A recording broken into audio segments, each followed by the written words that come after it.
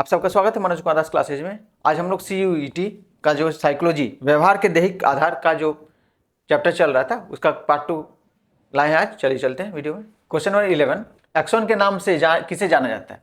वृक्षतंतु, अक्षतंतु या जीवकोश या सभी को? तो अक्षतंतु को हम लोग एक्सॉन के नाम से जानते हैं। अगर चैप्टर आप डीपली पढ़ेंगे तो पता चल जाएगा अक्षतंतु, ठीक है।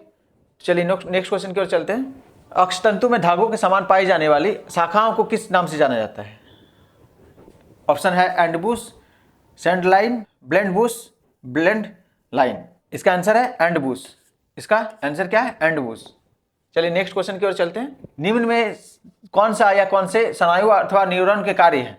उत्तेजनाओं को ग्रहण करना, सूचनाओं को मस्तिष्क तक पहुंचाने का कार्य करना, बाहरी उत्तेजनाओं उपस्थिति होने पर संग्राहकों का उत्तेजित होना। ये सभी उसी काम है, ठीक है।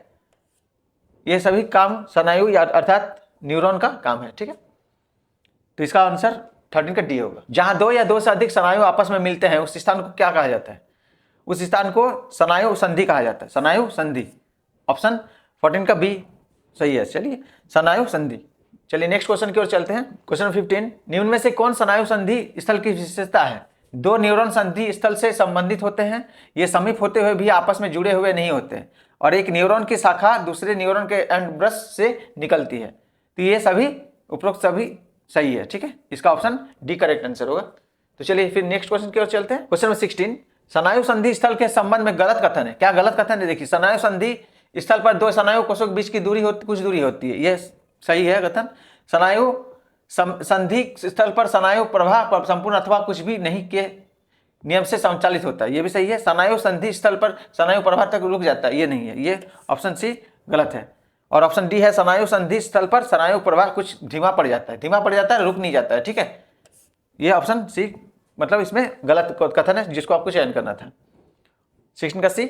चलिए नेक्स्ट क्वेश्चन की ओर चलते हैं। क्वेश्चन नंबर 17, स्नायु कोशिका के उद्दीपित होने के कारण उसमें उत्पन्न होने वाले विद्युत रासायनिक विक्षोभ को क्या कहते हैं? मतलब क्या को कहते हैं? क्या कहते हैं? ज्ञान का संचार, स्नायु प्रवाह, स्नायविक कंठ या उत्तेजना। तो इसको कहते हैं स्नायु प्रवाह। ऑप्शन बी इसका करेक्ट आंसर है, ठीक है। चलिए नेक्स्ट क्वेश्चन की ओर चलते हैं।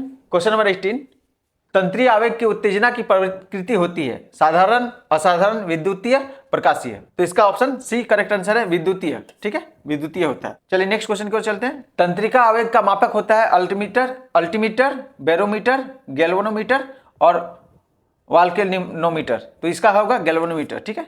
गैल्वेनोमीटर इसका करेक्ट आंसर है, ऑप्शन सी 19 का। चलिए नेक्स्ट क्वेश्चन की ओर चलते हैं। क्वेश्चन नंबर 20, तंत्रिका आवेग को मापने का प्रयास सर्वप्रथम किसके द्वारा किया गया था? यह हर्मन हेल्महोल्ट्ज के द्वारा किया गया था, ठीक है। हर्मन हेल्महोल्ट्ज के द्वारा किया गया था।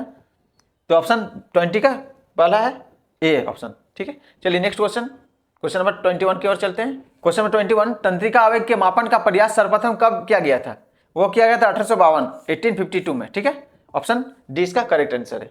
चलिए नेक्स्ट क्वेश्चन की ओर चलते हैं जो आज का अंतिम क्वेश्चन है। क्वेश्चन नंबर 22, निम्न कथनों में से कौन सा कथन असत्य है? बाहरी उत्तेजनाओं के आवेग को न्यूरॉन के वृक्ष तंत्र द्वारा ग्रहण करना स्नायु अथवा न्यूरॉन का प्रमुख कार्य, ये कार्य है उसका, ठीक है।